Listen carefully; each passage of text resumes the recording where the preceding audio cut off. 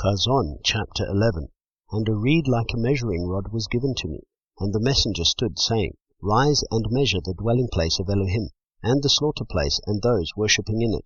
But cast out the court which is outside the dwelling place, and do not measure it, for it has been given to the nations, and they shall trample the set-apart city under foot for 42 months.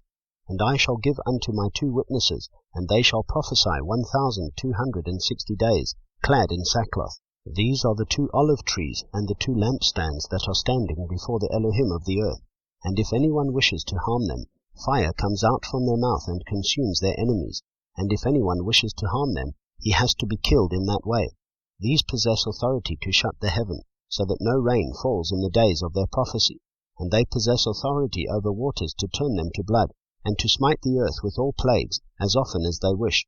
And when they have ended their witness, the beast coming up out of the pit of the deep shall fight against them, and overcome them, and kill them.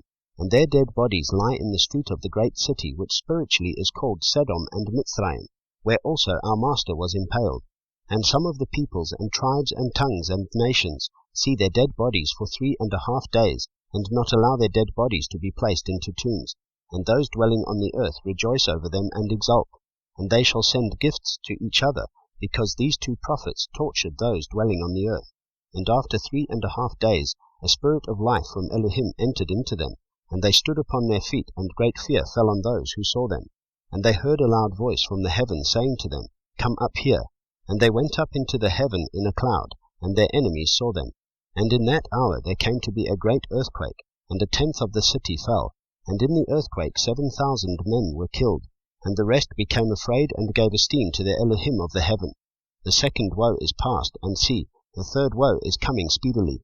And the 7th messenger sounded, and there came to be loud voices in the heaven, saying, The reign of this world has become the reign of our Master, and of his Messiah, and he shall reign for ever and ever.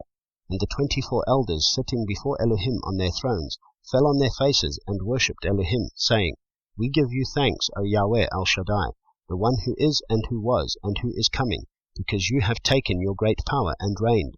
And the nations were enraged, and your wrath has come, and the time of the dead to be judged, and to give the reward to your servants the prophets, and to the set-apart ones, and to those who fear your name, small and great, and to destroy those who destroy the earth. And the dwelling place of Elohim was opened in the heaven, and the ark of his covenant was seen in his dwelling place. And there came to be lightnings and voices and thunders, and an earthquake and great hail.